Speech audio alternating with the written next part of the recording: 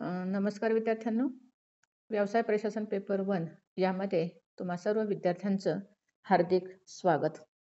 या अगोदरच्या व्याख्यानामध्ये आपण व्यापाराला मदत करणारी किंवा व्यापारपूरक साधने यामध्ये 4 सेवांचा किंवा साधनांचा अभ्यास केलेला आहे. त्यामध्ये साठवण म्हणजेच गोदाम, वाहतूक, विमा आणि वित्तपुरवठा. आज आपण व्यापाराला मदत करणाऱ्या पुढील नवीन कार्याचा अभ्यास करणार आहोत. ते कार्य आहे मध्यस्थ. त्यालाच इंटरमेडिएटर्स असं म्हटलं जातं. तर पाहूया आपण हे मध्यस्थ व्यापाराला कशा प्रकारे मदत करतात.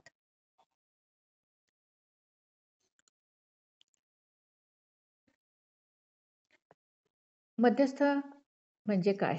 तर विपणन कृती प्रत्यक्षात उतरवण्यासाठी वा तिच्या अंमलबजावणीसाठी विपणनात मध्यस्थांची आवश्यकता असते. वस्तू वा सेवा ग्राहकांच्या हातात पोहोचवण्याची महत्त्वाची भूमिका वितरण साखळीतील मध्यस्थ पार पाडत असतात. विपणन कृतीच्या अंमलबजावणीसाठी साखळीतील सर्व सदस्यांना मध्यस्थ म्हणतात.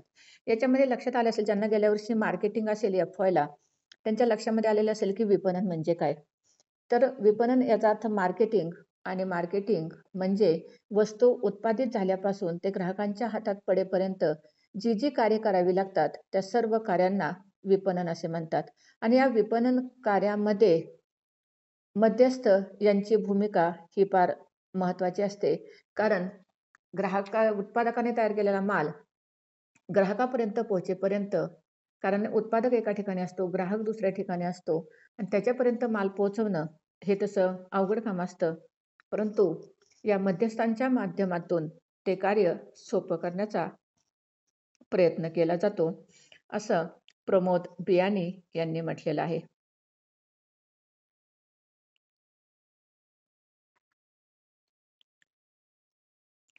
त्यामध्ये वितरण साखळी ही एकूण विपणन कृती आहे.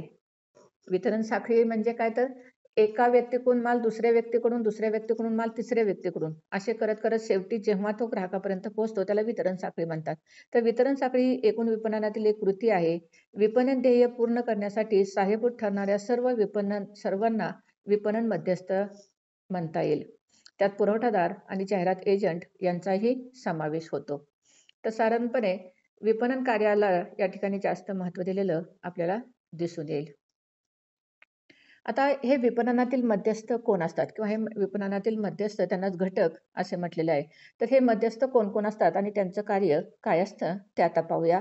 तोच या कार्याचा महत्त्वाचा भाग आहे की हे विपणन मध्यस्थ कोण असतात. आता आपण अलीकडच्या काळामध्ये पाहिलं तर तंत्रज्ञानात झालेली प्रगती याच्यामुळे मध्यस्थांचं प्रमाण हे फार कमी झालेलं आहे. आज उत्पादक डायरेक्ट ग्राहकांना माल विकू शकतो. आज ई-शॉपिंगच्या माध्यमातून, इंटरनेटच्या माध्यमातून किंवा डायरेक्टली शोरूमच्या माध्यमातून उत्पादक डायरेक्ट ग्राहकांना माल विकू शकतो.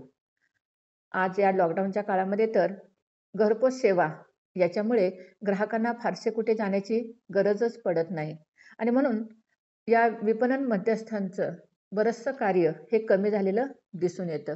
परंतु असे जरी असले तरी काही मध्यस्थ हे आजही तेवढ्याच पूर्वीच्या पद्धतीने कार्य करताना आपल्याला दिसून येतात. तर हे मध्यस्थ कोण आहेत ते आपण पाहूया. त्यामध्ये असतात त्यामध्ये विविध प्रकारचे पुरवठादार. विविध प्रकारचे पुरवठादार म्हणजे कोण, तर साधारणपणे कच्चा माल पुरवठादार, इंधन पुरवठादार, भांडवल पुरवठादार, कामगार पुरवठादार इत्यादी पुरवठादार विपणनकर्त्या संस्था यातील परस्पर संबंध हे महत्त्वाचे असतात. पुरवठादारांशी सौदा करण्याची विपणनकर्ता संस्थेची शक्ती ही महत्त्वाची ठरते. आता भले पुरवठादार असेल, परंतु हे पुरवठादार वेगवेगळ्या प्रकारचा पुरवठा करतात. कच्च्या मालाचा पुरवठा करणारे, त्याच्यामुळे उत्पादनात सातत्य राहते.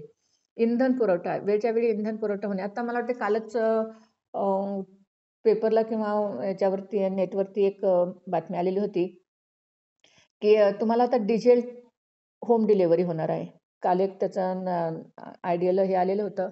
तर आता डिझेलसुद्धा तुम्हाला होम डिलिव्हरी होणार आहे. म्हणजे तुम्ही घर बसल्या, जसं आता आपण ई-शॉपिंग करतो त्याप्रमाणे तुम्ही घर बसल्या ई-डिझेल शॉपिंगसुद्धा करू शकता. म्हणजे घरी तुमच्या दारात तुमचे टँकर येणार, त्यालाच मीटर बसवलेलं असणार आणि त्यानुसार तुम्हाला घर बसल्या इंधन हे मिळू शकेल. तर ह्या अलीकडच्या ह्याच्यातील झालेली नवीन प्रगती आहे असं आपण म्हणू शकतो. तर असे इंधन पुरवठादार, भांडवल पुरवठादार म्हणजे पैसा पुरवणारे व्यवसायाला कामगार पुरवठादारांची गरज असते. कामगार लागतात, ते पुरवठादार. या सगळ्यांची या विपणन कार्यामध्ये मध्यस्थ म्हणून महत्त्वाची भूमिका असते. त्यानंतर जाहिरात एजंट.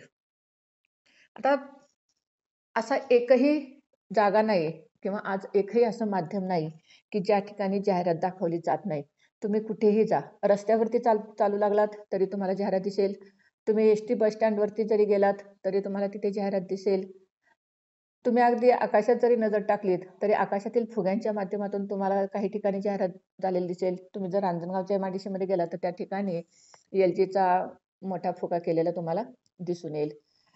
त्याचबरोबर टीव्ही माध्यम असेल, दूरदर्शन माध्यम असेल किंवा तुमचे चित्रपटगृह असतील, कुठल्याही क्षेत्रामध्ये त्यानंतर आपण पाहणारच आहोत, की जाहिरात कशाप्रकारे कुठे-कुठे असते ती. तर ही जाहिरात फार महत्त्वाची असते.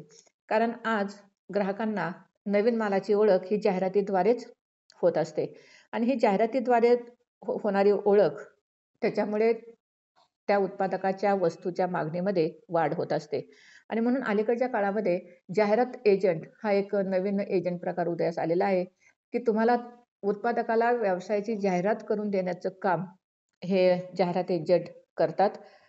त्याचबरोबर ती जाहिरात ग्राहकापर्यंत पोहोचवण्याचं कार्यसुद्धा हे जाहिरात मध्यस्थ करताना दिसून येतात.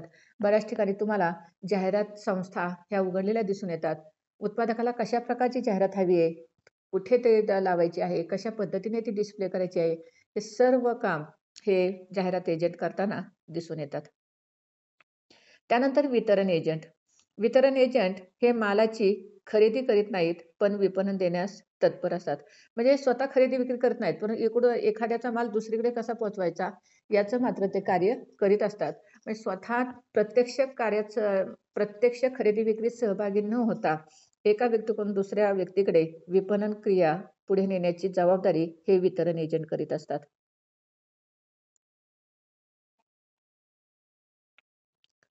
त्यानंतर एक दलाल, त्याला ब्रोकर्स असे म्हणतात. आता दलाल हे साधारणतः तुम्हाला भागबाजारामध्ये दिसून येतात. तसंच मालावरती यांचा प्रत्यक्ष ताबा नसतो, परंतु हे दलाल ग्राहक आणि विक्रेते यांच्यामार्फत सौद्यात प्रतिनिधी म्हणून भाग घेत असतात. तर हे दलाल असतात. आता दलाल हा शब्द तुम्हाला चांगलाच माहिती आहे ब्रोकर्स. तर विशेषतः हा शब्द तुम्हाला भाग बाजारात वापरलेला दिसून येतो. तर भाग बाजारामध्ये प्रत्यक्ष ग्राहक जो आहे तो भाग बाजारात जाऊ शकत नाही. तर त्याला जी भागांची खरेदी विक्री करायची असते, ती दलालामार्फतच करावयाची असते किंवा साधारणतः तुम्हाला जर मार्केट यार्डला वगैरे गेला तर तुम्हाला भाजी विक्रेत्यामध्ये अशा प्रकारचे दलाल असलेले दिसून येतात. ते प्रत्यक्ष मालाचा ताबा घेत नाहीत, परंतु खरेदीदार आणि विक्रेतेदार यांच्यामध्ये प्रतिनिधी म्हणून ते कार्य करीत असतात. त्यानंतर वितरण प्रतिनिधी. वितरण प्रतिनिधी हे किरकोळ किंवा घाऊक प्रमाणात खरेदी विक्री करीत असतात. आता डीलर्स, आता हे डीलर्सचे तुम्ही दुकानं उघडतात. इथे मालाचे घाऊक विक्रेते वगैरे असं तुम्हाला लिहिलेलं दिसून येत असेल. तर हे डीलर्स असतात. मोठ्या प्रमाणावरती किंवा छोट्या प्रमाणावरती मालाची खरेदी विक्री करण्याचं काम हे वितरण प्रतिनिधी करीत असतात. त्यानंतर ग्राहक विक्रेते, होलसेलर्स किंवा डिस्ट्रिब्युटर ज्याला आपण म्हणतो.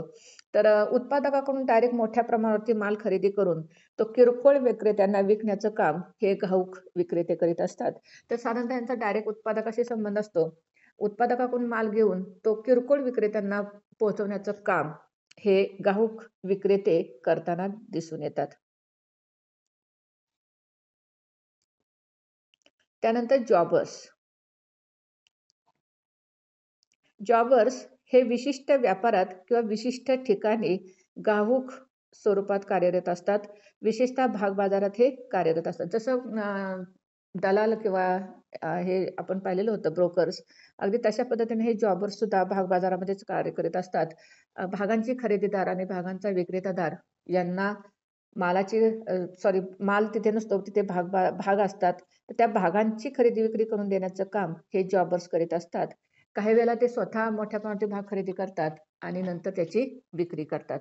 तर साधारणतः जॉबर्स यांचं काम हे भाग बाजारात असलेलं दिसून येतं. तिथे मालाचा काही संबंध नसतो. त्यानंतर रॅक जॉबर्स. तर रॅक जॉबर्स म्हणजे काय? तर अन्न उद्योगात या प्रकारचे मध्यस्थ सापडतात. म्हणजे अन्नधान्य उद्योग जे असतात, त्याच्यामध्ये विशेषतः हा शब्द वापरला जातो.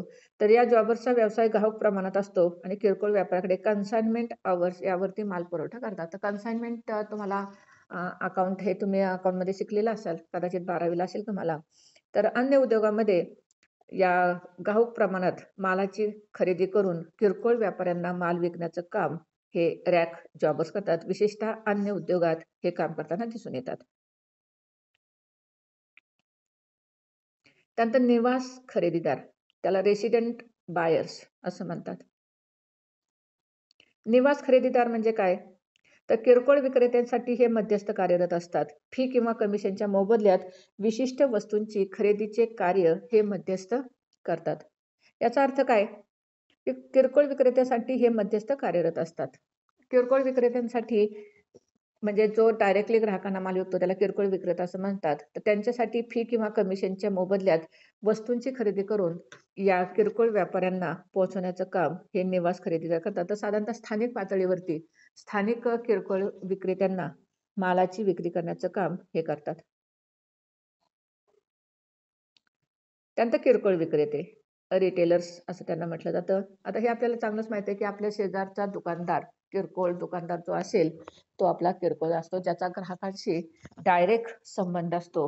जो घाऊक व्यापाऱ्याकडून मालाची खरेदी करून डायरेक्ट ग्राहकांना माल विकत असतो आणि म्हणून अंतिम ग्राहक किंवा उपभोक्ता हे सरळ याला विक्री करताना आपल्याला दिसून येतात.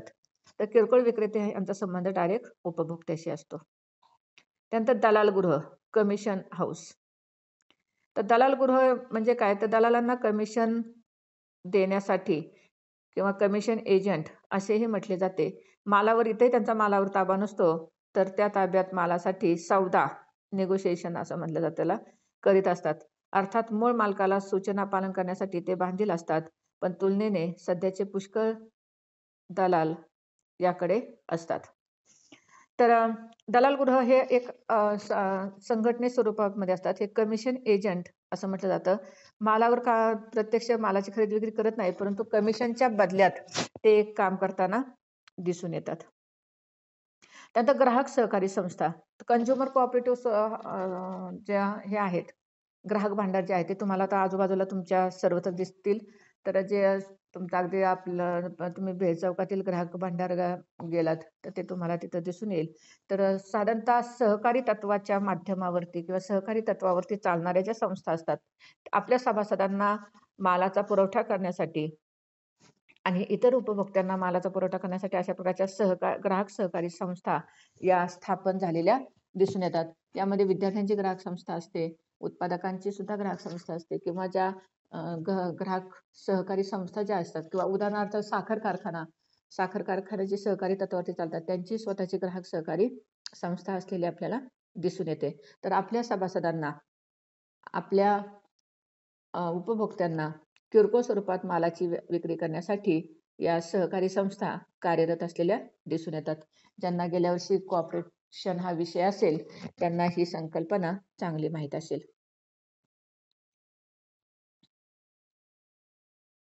वाहतूक मध्यस्थ, ट्रान्सपोर्ट एजंट.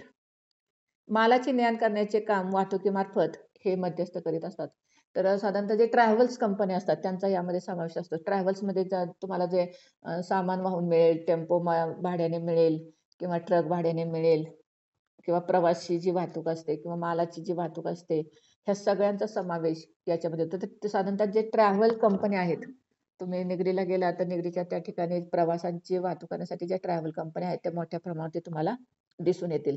तसे अगदी जशी प्रवासी वाहतूक होते, तशी मालाची विपणनामध्ये किंवा व्यवसायामध्ये मालाची वाहतूक नेण्यासाठी सुद्धा अशा प्रकारच्या ट्रॅव्हल्स मदतीला येत असतात. त्यांना वाहतूक मध्यस्थ असे म्हणतात. बँका. बँका सुद्धा एक प्रकारचे मध्यस्थ म्हणूनच कार्य करतात.